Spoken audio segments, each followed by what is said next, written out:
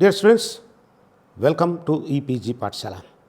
I am Professor P. Bhaskar Reddy, Department of Ancient Indian History, Culture and Archaeology, Sri Venkateswara University, Tirupati.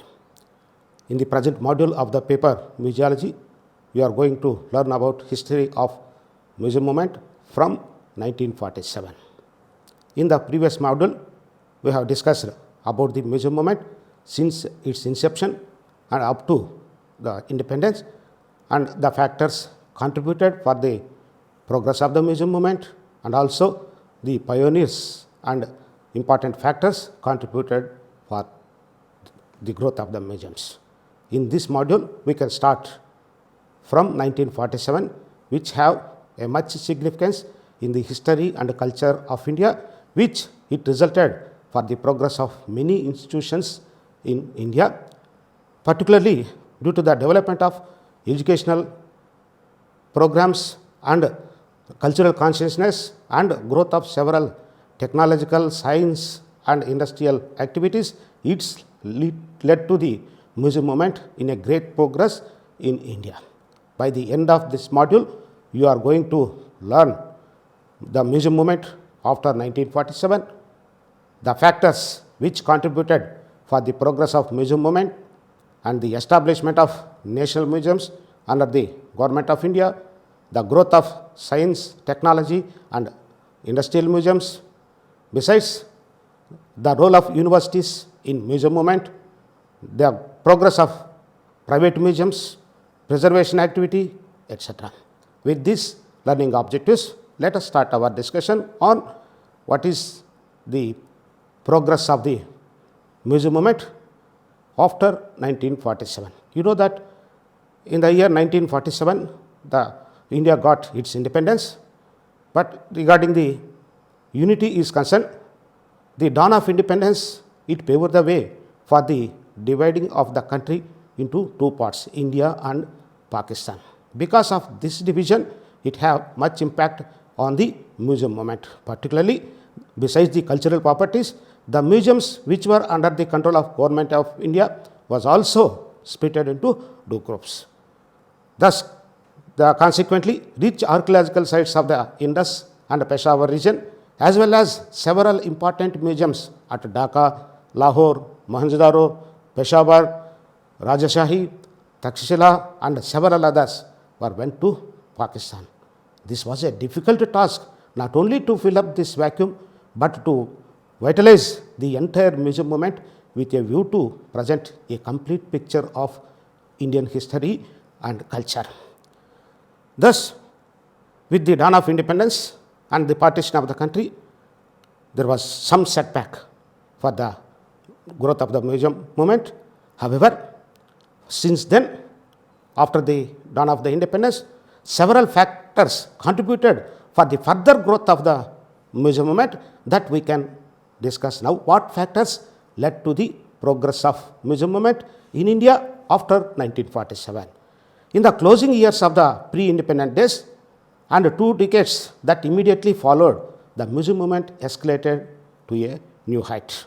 There are several factors which it paved the way for the phenomenal growth of museums since 1947 up to the present day. Firstly, the sweeping contemporary museum movement had a far-reaching influence not only on the mind and thought of intellectuals, historians and art consigners, but also both the central and state governments took a keen interest in promotion of educational activities, preservation of the cultural properties, and as a result, several museums were established under the control of the central, state and other private agencies. Secondly, a variety of museums, archaeological, anthropological, industrial, science and technology museums sprang up and provided a firm footing for museums in the country from 1947 onwards. Before going to the other details, now the Archaeological Survey of India, which already since its inception from 1861, it was the main institution which promoted the museum movement and also they established several site museums. Even before the independence and after the dawn of independence, the Archaeological Survey of India played a similar role in conducting explorations and also to bring several artifacts of our cultural heritage which was hidden in the earth, and there was a further progress even after independence in establishing Archaeological Survey of India. In this regard, we have to consider the services of Mortimer Wheeler, who was the last Director General of ASI appointed in 1944. His acceptance of Markham Haigreaves' recommendation of bringing all the museums under a united administrative belt resulted in creating a special branch for museums in the year 1946 itself. It was the beginning for the further growth of the museums. That credit goes to Mortimer Wheeler. As a committed Director General, Mortimer Wheeler reorganized archaeological circles and museums and trained its officers in modern methods. Thus, the museum movement under the Archaeological Survey of India reached further growth after independence. Consequently, many museums were established in several parts of India, particularly Madras, Amaravati, Hampi, Bodh Gaya, Nagarjunakonda, Halibad. All are the important museums which were established during this phase after independence. Among the several archaeological museums established in post-independent era, the latest of the museum is the Tipu's relics at Srirangapatnam, which is not only a good collection of various objects related to Tipu Sultan, and the museum building itself is a beautiful one in architectural point of view. Thus, Archaeological Survey of India contributed further for the progress of the museum movement even after the 1947. As a result, the several state governments also established the archaeological museums under their control. It is known that since the beginning, archaeological museums are more. Besides the archaeological museums, art museums also enjoyed a prominent place in the museum movement in India in the post-independent era. Among the many museums of art, the prominent art galleries are the National Gallery of Modern Art, established in New Delhi, which it is devoted to the contemporary art of India. Another one, the Art Gallery, Trivandrum, it possesses an excellent collection of Indian and European miniature paintings. We have to quote another example, the Art Gallery, Mysore, which it has a collection of modern Indian paintings. Likewise, the National Art Gallery, Madras, we have to consider as an example. Besides that, in promoting the art activities, several state Lalita Kala academies which contributed for the progress of the art, culture and other things. Besides the above, there were several changes occurred in the museum movement because of the establishment of several institutions which promoted the museum movement in India. Among that, Museum Association of India is the one which it established in the year 1944 itself. But its activities were in great progress after independence. The Museum Association of India played a tremendous role, particularly in museographic services since its inception. The association, it is known that it is a registered society having countries, well-known museologists, historians, conservators, anthropologists, archaeologists, the curators, research scholars, and also several museum activities. Thus, with the mobilization of several personalities of museum activities, it leads to the development of not only the association of museums, it provided the museum profession in general with a forum for the exchange of their views, news and ideas, which it contributed for the development of museums in the post-independence era in India. Besides, in its annual discussions, they discussed and deliberated on specific topics which they enabled to highlight the nagging problems and suggestions for their solution. They also established a Journal of Museum Association of India, which it also filled a large lacuna for the benefit of the museum professional. Besides the Museum Association of India, there was a organization which established at international level, that is the International Council of Museums, ICOM. What is ICOM and when it was established? What was the role of the ICOM in providing its services for the progress of the museum professional? Now we can discuss. At the international level, it is known that many changes were taking place after the Second World War, because Second World War provided lot of ravages for the entire universe to protect that objects or ravages for the preservation and protection. As a result, for various reasons, UNESCO came into existence with its headquarters in Paris in the year 1946. This UNESCO constituted the International Council of Museums, ICOM, in the same year 1946 with the headquarters at Paris. This council has a unique network of more than 35,000 members and museum professionals who represent the global museum community, which it was a landmark in the history of museum movement not only in India but also it is a turning point in the history of museology and museum activities at international level. In its General Assembly, which it is a decision making organ that meets every year. This General Assembly sets the functioning rules and adopts ICOM's strategic plan every 3 years at the General Conference, which held for particular purpose to discuss and deliberate all the activities related to museum professionals. With the establishment of this institution ICOM, the museum movement has witnessed unparalleled growth in all parts of the universe. Besides that, another important institution which contributed for the progress of the museum movement is the Central Advisory Board of Museums, known as CABM.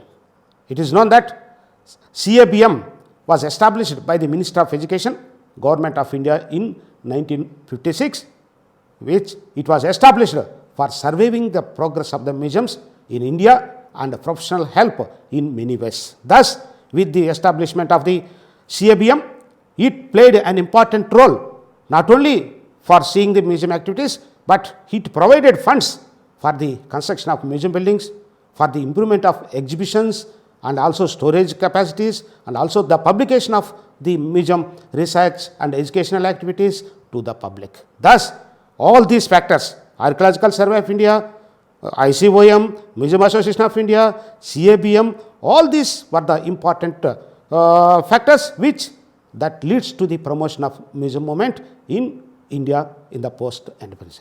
Among the museums which were established in the post-independence era, it is known that the national museums occupies prime importance. Now, we may shift our discussion to know about the various types of museums which were established in the post-independence.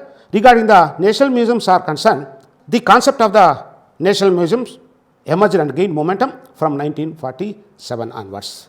The leaders who contributed for the independence movement and for the who served for the cause of nation, after independence, the leaders started searching for a museum that would enshrine the free country's vast heritage and give her a national identity. In this, it is an important thought for establishment of national museums. Particularly, the National Museum Delhi was established in the year 1949.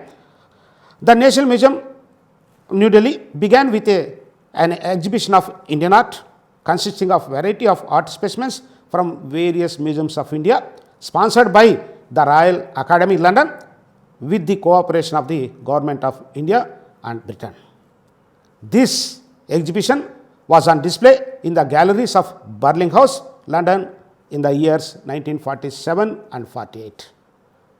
After the completion of that exhibition, objects were returned to India. On its return to India, the government was decided, and with the decision of the Pandit Jawaharlal Nehru, they decided to display the same collection under a single roof in Delhi.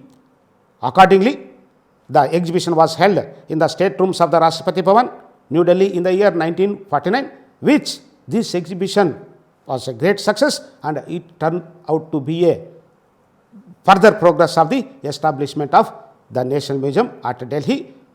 On the 15th August 1949, after the completion of 2 years of our independence, the National Museum was inaugurated by the then Governor General of India, Sri Rajagopalachari. Thus, the first National Museum was established in India in 1949. Since then, several museums were established. Particularly, the main aim for the establishment of National Museum is the objects of archaeology and arts of the India were housed. Besides, the objects of other countries was also represented here. That was the main motto for the establishment of National Museum, which it paved the way not only to represent our culture and also to represent the cultures of other countries also. This was indeed an event of great significance in the history of museums in India. The foundation of the present museum building was laid by the then Prime Minister Jawaharlal Nehru on 12th May 1955. The museum was thrown to public on 18th December 1960. With this inspiration and with the support extended by the government and also interested by the then political leaders and also educational consigners, several national museums were established in different parts of the India, which devoted to special subjects of our not only the education and also with the development of several science and technologies. Several national museums were established with the dealing of several themes. Regarding the national museums are concerned, another important landmark is the Salar Jung Museum. The Salar Jung Museum, Hyderabad, originally it was a museum established before independence, which it has a large collection of objects of art, not only belongs to India, and the objects which were collected by the Asafjahis, particularly Salar Jung, from the various countries of the world. The Salar Jung Museum was taken over by the government of India from them in the year 1958. Later, it was also declared as a museum of national importance by an act of parliament in the year 1961. Since then, it was also became as a pride national museum of India. It is a particularly art museum, international in character, which the objects collected from different parts of the world, nearly 48,000 art objects collected by a single man, Nawab Yusuf Ali Khan, popularly known as Salar Jung III. Have a look at the beautiful collections of the Salar Jung Museum. There are several museums that were established in the post-independence era that we can discuss in the later course of time in several topics. Since then, there was a vibrant museum movement across the country. Variety of museums were established under the aegis of central and state governments, universities, public and private sectors, all came forward to establish the museums under their jurisdiction. Besides that, in the subject matters as concerned, there have been grown several kinds of museums in the post-independence, particularly in the branches or subjects of archaeology, history, art, natural science, science, technology, industrial, maritime, textiles, rail, post, army, etc. and various branches of knowledge have come forward, and various institutions came forward to establish the museums of their particular subject. Among that, we have to consider the growth of science and technology and industrial museums, because in the post-independence era, there was a overwhelming progress in the achievements of science, technology and industrial. The last 70 years have been significantly for the growth of several museums devoted to that particular field in India.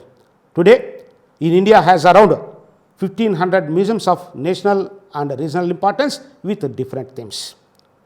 Owing to the rapid growth of the technology and industry, the latest types which have been developed recently are the pure and applied sciences, technology and industrial museums.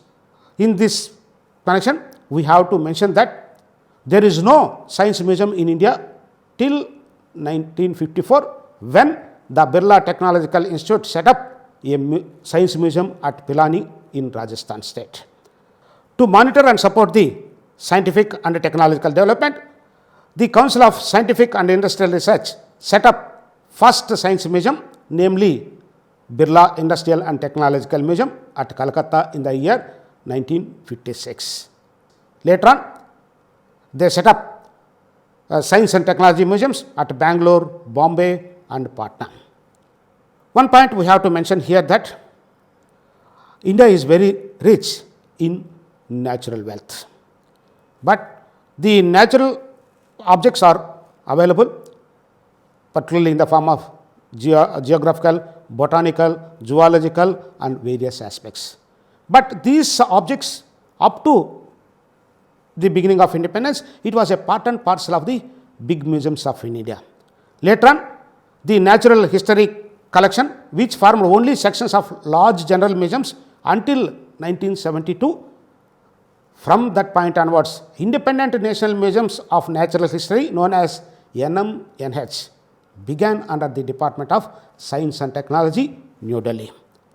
With the establishment of National Museum of Natural History, this inspiration paved the way for the establishment of several natural history science museums in different parts of the Indian regions. Among that, the Southern Museum located at Mysore, Central Region Museum located at Bombay, Eastern Region Museum located at Bhubaneswar, Western Region at Savai Madhopur, North Eastern Region was established at Gangtok. Thus, with the establishment of this type of national museums of natural history, it paved the way for the establishment of several natural history museums dealing with several branches of botany, zoology and several others. This was another important point which we have to mention, which it paved the way for the progress of the museums devoted to natural sciences with independent establishments. All these museums, the science and technology museums, are now under the National Council of Science Museums constituted by the Ministry of Human Resource Development in the year 1978. All these museums were under the overall supervision and control of a Director General. Have a look at the office of the National Council of Museum, which it is the prime institution of Science Council, which it devoted and provides the funds for the development of science and also establishment of the science museums and managing of the all science museums. The National Council of Science Museums is the unique organization operating in science and technology landscape of the country and engaged in developing scientific temper in the society through its fast growing nationwide network of science centers, interactive and engaged science activities. As a result, the National Council of Science Museum established 48 science museums, science centers, science cities and even 2 centers were established outside India so far. All these developments that took place in the post-independent era in the promotion of with the promotion of science and technology, science and it made a great progress in the history of museum movement in the contemporary India. Besides the archaeological, the national museums and also science and technology museums which devoted to specific areas, there are several museums which were established dealing with other branches of knowledge also. Particularly, we have to consider it as the other museums. Regarding the growth of other museums are concerned, the museums devoted to specific subjects have been developed to carry out their educational programs in different fields of human knowledge also. Among the different fields, we have to consider, we have to specially mention Craft Museum, New Delhi, which have a good collection of various crafts of Indian and industries. Then the Health Museum, which devoted to the health, it was also established at Hyderabad with a collection of various branches of the medicine and health activities. The Calico Textile Museum, it was one of the important museum which was established in the post-independent era, which all the textile varieties of produced by the Ahmedabad Milk Corporation, they were established at Hyderabad. Then the Museum of Man, which was established at Bhopal, it has a good collection of our habits, living standards, and various traditional cultures of our country, which were housed in one roof in the form of open exhibitions. Then, with the progress of rail and transport communications, Rail Transport Museum was also established at Delhi, which it provides the information about the progress of the railways since the inception up to this period. Then the Postal Museum is another type of museum which was established in the post-independent era at Delhi, which it has a good collection of various postal matters and its history. Even the Forest Museum was established at Dehradun, which have a good collection of timber, silver, and also the products of forest and others. It was an important institution which was established at Dehradun to train the forest officers also. Then the Navy, it is an important one. The Navy, the collections and their equipments were also housed at Delhi as a army museum. Thus, to quote many, these are only the few type of other museums which we discussed, which all these things says that the museums not only confined to history, archaeology and science, and even almost all subjects of our knowledge and of our living standards form a theme for the establishment of the museums, and it was the main contribution for the progress of the museums in the post-independent era. Besides that, besides the above, the post-independence era witnessed the establishment of personalia museums. You know that though it is a part and parcel of the history, the collections of a particular person of national importance from his beginning to his end and his objects and his involvement in various activities, it also formed an important theme in establishing the personal. These were the latest trend in the history of the museum movement in the post-independent era. Among the personality museums which were established in the post-independent era, we have to specially mention the Victoria Memorial Museum, Calcutta, Rabindranath Tagore Museum, Santiniketan, Gandhi Smarak Sangrahalaya, New Delhi, Nehru Memorial at Tinmurti Bhavan, New Delhi, St. George Fort Museum, Madras. Likewise, several museums were established to show the pride of our national leaders and to carry the message of the contribution of that leaders to the future generations. One more important development that took place in the post-museum movement in India is concerned.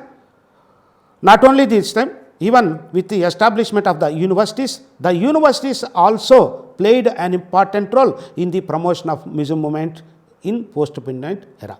So, what are the institutions of universities which promoted the museum movement? Now, we have to quote, in the post-independence era, to train the musical methods, the universities of Baroda, Calcutta, Varanasi and the Technological Institute at Pilani introduced 2-year post-graduation course in museology, particularly for the promotion of professional purposes. Besides these universities, the Aligarh Muslim University and Birla Museum at Bhopal, they also came forward to introduce diploma courses. Besides the above, with the establishment of the UGC, in the recent years, the UGC too has come forth with liberal grants for the development of museums of the teaching departments of the universities as well as full-fledged multi-purpose university museums. We have to mention the best examples of this category which were established in the under the control of the universities are Bharat Kala Bhavan Varanasi, Ashutosh Museum of Indian Art, Calcutta. Besides the government and several agencies of the government, even during the post-Satavahana period, the private museums were also established equally for the preservation and promotion of our heritage and culture, and also private museums were also have a good collection of the art objects. Thus, besides the government and several other allied institutions, the private museums also contributed for the progress of museum movement in the contemporary period. In the last 5 decades, the museums have become an intrinsic part of India's urban life. As a result, the museums, mainly private initiatives, were constructed across the country. Here, the main objective was to display, preserve and document the rich cultural heritage of India on par with the government and national interest. Among the important private museums which was established during the post-Satavahana period, we can quote the examples of this category are Udaipur's City Palace Museum, set up in 1969 by Maharana Bhagavat Singh of Mewar, which it was one of the important museum. Guru Sadai Dutt Museum, Calcutta; Raja Dinkar Kelkar Museum, Pune; Vechar Utensils Museum, Ahmedabad; Sulabh International Museum of Textiles, New Delhi; Kiran Nadar Museum of Art. Likewise, several private institutions also came forward in establishing the museums, and they have a collection of multi themes dealing with almost all activities of the past. Even we have to quote the toilet museum, that is a good collection of various toilets which was used by the India as a part of our civilization. When this type of progress is going on, keeping in mind the changing dimensions of the post-modern museums, the Museum Association of India is keen about adopting a few heritage sites and developing them as museums. Thus, the Museum Association of India also, not only they provided professional services and other things, they also came forward to establish the museums, which it boosted the museum movement in the post-independent era. Besides that, one important point which we have to mention here, the preservation activity. With the establishment of several museums of national and regional importance dealing with the various subjects, they have a good collection of objects devoted to their subject, which it reaches to lakhs and lakhs, which it is essential to them for the preservation and protection of their objects. As a result, as a part of the museum movement, the preservation activity also is an important one, which it also helped for the museum movement in post-independent era. Preservation, you know that to protect the objects which were collected by the museums in safe and forever. As a result, the government of India in the post-independent era began strengthening the conservation activities by enriching the laboratory of the National Museum, New Delhi. Later in the year 1971, it was formally recognized as an authorized center for the training of conservation professionals in the country. Further, the government of India set up in 1976 an independent national research laboratory for the conservation of cultural property, research and training. This was another landmark in the history of museum movement in the post-independent era. Thus, the museum movement, which suffered some setback in the year 1947 due to the dawn of independence and due to the partition of country into two, but we saw a rapid progress of museum movement, and all these things contributed for the progress of museum movement in India up to present day, which there are nearly more than 1500 museums of national and state importance were located dealing with various branches of learning. Coming to the summary is concerned about this topic, museum movement in India from its birth owes a lot to the hard work of visionary individuals, both Indian and foreigners. It exhibited all-round growth, particularly after independence, which we have discussed earlier. The museums of various types, covering almost all aspects of human knowledge, have come up with an idea to preserve our cultural heritage. As a result of the interaction of all the factors discussed above, museums in India are much better placed than ever before. In this regard, a consideration of the development of museum from one stage to stage would itself provide an index of the rationale of the phenomenal achievement. Thus, we have covered the history of the museum movement from the inception up to present day in two topics. In these two phases, the governments are different. In the first phase, the British government. In the second phase, India after establishment, it was under the control of. And in both the phases, we saw the several stages of museum movement, which it helps not only to understand the history of the museum movement and also various stages and various factors that contributed for the progress of museums. Nowadays, the museums are the institutions of not only the cultures, not only the centers of cultures, enjoyment and others, they are the centers to carry the message of our cultural heritage from one place to present day. Thank you.